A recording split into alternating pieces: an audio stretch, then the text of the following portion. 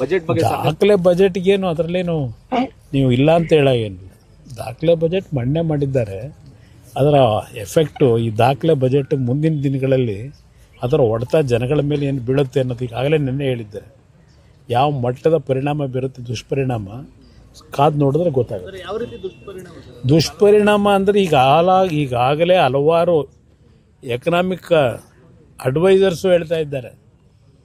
ಇದು ಮುಂದೆ ಅವರೇನು ಅಂಕಿಅಂಶ ತೋರಿಸಿದಾರಲ್ಲ, ಈಗ ನಮ್ಮ ಫಿಸಿಕಲ್ ರೆಸ್ಪಾನ್ಸಿಬಿಲಿಟಿ ಆ್ಯಕ್ಟ್ ಏನಿದೆ ಅದಕ್ಕೆ ನಾವು 3% ಒಳಗೆ ಇದ್ದೀವಿ ಅಂತ ಇವ್ರು ಹೇಳ್ತಾರೆ.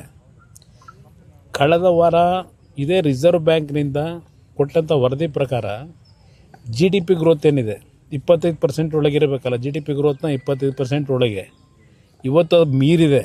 ಬಟ್ ಇವ್ರ ಅಂಕಿಅಂಶದಲ್ಲಿ ಮರೆಮಾಚಿರ್ತಕ್ಕಂಥದ್ದೇನಿದೆ ಇದರ ಎಫೆಕ್ಟ್ಗಳು ಮುಂದಿನ ದಿನಗಳಲ್ಲಿ ಪ್ರಾರಂಭ ಆಗುತ್ತೆ. ಇಲ್ಲಿ ಕಳೆದ ವರ್ಷವೇ ಕ್ಯಾಪಿಟಲ್ನ ಅಸೆಟ್ನ ಕ್ರಿಯೇಟ್ ಮಾಡಲಿಕ್ಕೆ 73,000 ಕೋಟಿ ಇಟ್ಟಿದ್ದರು. ಈ ಮಾರ್ಚ್ ಅಂತಿಮದವರೆಗೆ ಎಷ್ಟು ಖರ್ಚು ಮಾಡ್ತಾರೆ ಅನ್ನೋದು ತೆಗೆಸಿ ಮಾಹಿತಿ ಇರತಕ್ಕಂಥದ್ದು 50% ಖರ್ಚಾಗಿಲ್ಲ ಕ್ಯಾಪಿಟಲ್ ಎಕ್ಸ್ಪೆಂಡಿಚರು. ರೆವಿನ್ಯೂ ಎಕ್ಸ್ಪೆಂಡಿಚರ್ ಎಷ್ಟು ಹೋಗಿದೆ ಈ ವರ್ಷ? ಮತ್ತೆ 74,000 ಕೋಟಿನೋ 78,000 ಕೋಟಿನೋ ಇಟ್ಟಿದ್ದಾರೆ ಕ್ಯಾಪಿಟಲ್ ಎಕ್ಸ್ಪೆಂಡಿಚರಿಗೆ. ಯಾವ ಗ್ಯಾರಂಟಿ ಇವರು ಖರ್ಚು ಮಾಡ್ತಕ್ಕಂಥದ್ದು ದುಡ್ಡೆಲ್ಲಿಂದ ತರ್ತಾರೆ? ಕೊರತೆ ಇದೆ.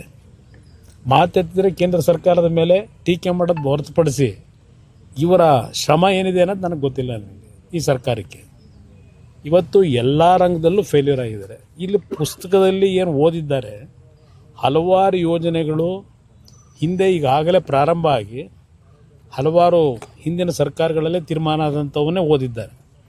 ಉದಾಹರಣೆಗೆ ನಿಮಗೆ ಒಂದು ಫೇಲ್ಯೂರ್ ಆಗ್ತಕ್ಕನ್ನೋದಕ್ಕೆ ಒಂದು ನಿಮಗೆ ಎಕ್ಸಾಂಪಲ್ ಹೇಳ್ತೇನೆ. ಎತ್ತಿನ ಹೊಳೆ ನೀರಾವರಿ ಯೋಜನೆ. ಎತ್ತಿನ ಹೊಳೆಗೆ ಈಗಾಗಲೇ ಮೊದಲನೇ ಹಂತದ ಕಾರ್ಯಕ್ರಮಗಳನ್ನು ಯೋಜನೆಯನ್ನು ಮುಗಿಸಿದ್ದೇವೆ. ಎರಡನೇ ಹಂತಕ್ಕೆ ಪ್ರಾರಂಭ ಮಾಡ್ತೇವೆ. ಇನ್ನೇನು 17 ಕಿಲೋಮೀಟ್ರು ಕಾಲುವೆ ಆಗಬೇಕು. ಅದ್ರ ಜೊತೆಗೆ ಕೊರಟಗೆರೆ ಹತ್ತಿರ 1.2 TMC ನೀರನ್ನು ಶೇಖರಣೆ ಮಾಡ್ತಕ್ಕಂಥ ಒಂದು ಜಲಾಶಯ ಮಾಡ್ತೀವಿ ಅಂತ ಹೇಳಿದ್ದಾರೆ. 2018ರಲ್ಲಿ 5.57 TMC ನೀರನ್ನು ಹಿಡಿದಿಟ್ಕೊಳ್ತಕ್ಕಂಥದ್ದಕ್ಕೆ ಒಂದು ಜಲಾಶಯ ದೊಡ್ಡಬಳ್ಳಾಪುರ ಕೊರಟಗೆರೆ ಮಧ್ಯದಲ್ಲಿ ಆಗ್ತಕ್ಕಂಥದ್ದಕ್ಕೆ ಒಂದು ತೀರ್ಮಾನಗಳಾಗಿ ಜೀವೋ ಎಲ್ಲ ಇಶ್ಯೂ ಆಗಿ ಹೋಗಿತ್ತು. ಆಮೇಲೆ ನನ್ನ ಸರ್ಕಾರ ಹೋಯಿತು, ಯಡಿಯೂರಪ್ಪನವ್ರು ಬಂದರು. ಆ 5.57 TMC ನೀರು ಶೇಖರಣೆ ಮಾಡ್ತಕ್ಕಂಥ ಜಲಾಶಯವನ್ನು ಕಟ್ ಡೌನ್ ಮಾಡಿ 2 TMCಗೆ ಅಂತ ಅವ್ರು ಮಾಡಿದರು. ಅದನ್ನೀಗ 1.2 TMC ಇವರು ಇಳಿಸಿದ್ದಾರೆ. ಈಗಾಗಲೇ ಯಾವೊಂದು ನಮ್ಮ ಪರಿಸರ ಇಲಾಖೆಯಿಂದ ಫಾರೆಸ್ಟ್ ಡಿಪಾರ್ಟ್ಮೆಂಟಿಂದ ಈಗಾಗಲೇ ತಕರಾರಾಗಿದೆ. ಇವರು ಹೇಳದೆ ಕೇಳದೆ ಪರ್ಮಿಷನ್ಗಳಿಲ್ಲದೆ ವಯಲೇಟ್ ಮಾಡಿ ಸುಮಾರು 24 ಕಿಲೋಮೀಟ್ರ್ ಕಾಲುವೆಗೆ ಇವತ್ತು ಏನು ಒಂದು ಸಮಸ್ಯೆಗಳನ್ನು ಇವರೇ ಉದ್ಭವ ಮಾಡ್ಕೊಂಡಿದ್ದಾರೆ. ಇದೆಲ್ಲ ಇದೆ. ಈಗ ನೀರನ್ನು ಹೇಳ್ತಾನೆ ಇದ್ದಾರೆ ಕಳೆದ 2 ವರ್ಷದಿಂದ ಈ ಜೂನು ಕೊಡ್ತೀವಿ ಅಂತ ಹೇಳಿ. ಇಲ್ಲಿ ಆ ಎತ್ತಿನಹೊಳೆ ಪ್ರಾಜೆಕ್ಟ್ನ ನೀರನ್ನು ಚಿಕ್ಕಬಳ್ಳಾಪುರ ಕೋಲಾರಕ್ಕೆ ತಗೊಂಡು ಹೋಗ್ತಕ್ಕಂಥ ನಿಟ್ಟಿನಲ್ಲಿ ಈಗ 5 TMCಯಿಂದ 1.2 TMC ಇಳಿಸಿರೋದು ಇಲ್ಲೇ ಅರ್ಥ ಮಾಡ್ಕೊಳ್ಳಿ ಇವ್ರು ಎಷ್ಟರ ಮಟ್ಟಿಗೆ ಈ ಯೋಜನೆ ತರ್ತಾರೆ ಅನುಷ್ಠಾನಕ್ಕೆ. ಒಂದು ಕಾರ್ಯಕ್ರಮ ನಿಮ್ಗೆ ಹೇಳ್ತಾ ಇದ್ದೀನಿ ಯಾವ ಥರ ಇದೆ ಅಂತೇಳಿ. ಹಲವಾರು ನೀರಾವರಿ ಯೋಜನೆಗಳ ವಿಷಯದಲ್ಲಿ ದುಡ್ಡೇ ಇಟ್ಟಿಲ್ಲ. ದುಡ್ಡು ನೀಡದೆ ಸುಮ್ಮನೆ ಘೋಷಣೆ ಮಾಡಿದ್ದಾರೆ. ಅದು ಎಷ್ಟು ದಿವಸ ಆ ಘೋಷಣೆ ಇರಲಿಕ್ಕೆ ಸಾಧ್ಯ? ಭರಪೂರ ಘೋಷಣೆ ಇದೆ, ಅದರಲ್ಲೇನು ಸಂಶಯ ಏನೂ ಇಲ್ಲ.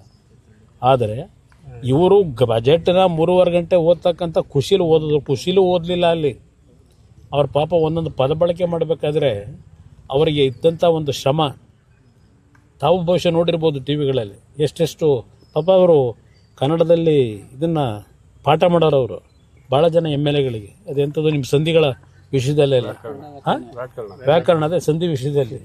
ಇಲ್ಲಿ ನೆನ್ನೆ ಅವರು ಓದಬೇಕಾದ್ರೆ ಅವ್ರು ಪಡ್ತಾ ಇದ್ದಂಥ ಶ್ರಮ ನೋಡಿದಾಗ ಜನಗಳ ಪರಿಸ್ಥಿತಿ ಏನಾಗುತ್ತೆ ಅನ್ನೋದನ್ನು ಆ ಶ್ರಮದಲ್ಲಿ ನಾವು ಕಾಣ್ತಾ ಇದ್ದು. ಈಗ ನನಗೆ ನೆನ್ನೆ ದಿನ ಘೋಷಣೆ ಏನು ಮಾಡಿದ್ದಾರೆ ಅವ್ರಿಗೆ ಅಭಿನಂದಿಸ್ತೀನಿ. ಮಂಡ್ಯ ಜಿಲ್ಲೆಗೆ ಅವ್ರು ಕೊಟ್ಟಿರತಕ್ಕಂಥ ಒಂದು ಕಾರ್ಯಕ್ರಮ ಅದು, ಮಂಡ್ಯ ಜಿಲ್ಲೆ ಕೊಡ್ತೀವಿ ಅಂತ ಹೇಳಿ. ಈಗ ಅದಕ್ಕೆ ನನ್ನ ಅಭಿನಂದನೆ ಇದೆ. ಮಂಡ್ಯ ಜಿಲ್ಲೆನಲ್ಲೇ ಏನ ನಾವು ಸ್ಥಾಪನೆ ಮಾಡ್ತಕ್ಕಂಥದ್ದು ಈಗಾಗಲೇ ನಮ್ಮ ಇಲಾಖೆಯಲ್ಲಿ ತೀರ್ಮಾನ ಏನು ಮಾಡಿದ್ದೇನೆ. ಈಗ ಮೊದಲನೇ ಹಂತದಲ್ಲಿ 500 ಕೋಟಿ, ಎರಡನೇ ಹಂತದಲ್ಲಿ ಮತ್ತು 500 ಕೋಟಿ, ಒಟ್ಟು 1000 ಕೋಟಿ ಅಲ್ಲಿ ಬಂಡವಾಳ ಆಗ್ತಕ್ಕಂಥದ್ದಕ್ಕೆ ತೀರ್ಮಾನ ಏನಾಗಿದೆ. ಭೂಮಿ ಎಲ್ಲಿ ಕೊಡ್ತಾರೆ ಅಂತಕ್ಕಂಥದ್ದು ನಮ್ಮ ಅಧಿಕಾರಿಗಳಿಗೆ ಹೇಳಿದ್ದೇನೆ. ನೀವು ಚರ್ಚೆ ಮಾಡಿ, ಸ್ಥಳ ಪರಿಶೀಲನೆ ಮಾಡಿ, ಆ ಭೂಮಿ ನಮಗೆ ಯಾವ ಮಟ್ಟಕ್ಕೆ ಸೂಕ್ತ ಇದೆ. ನಾನು ಹೇಳಿದ ನಾನು ಪ್ರಶ್ನೆ ಆ ಜಾಗ ಈ ಜಾಗ ಅಲ್ಲ, ಒಟ್ಟಾರೆ ನನಗೆ ಇನ್ಫ್ರಾಸ್ಟ್ರಕ್ಚರ್ ಡೆವಲಪ್ಮೆಂಟ್ ಮಾಡಿ ಉತ್ತಮವಾದ ರೀತಿಯಲ್ಲಿ ಸೌಕರ್ಯ ಕೊಡಬೇಕು ಅವರು KDBಯಿಂದ. ಇನ್ನಷ್ಟು ಹೆಚ್ಚಿನ ಮಾಹಿತಿಗಾಗಿ ಫಾಲೋ ಮಾಡಿ ಬ್ರಿಗೇಡ್ ನ್ಯೂಸ್ ಕನ್ನಡ.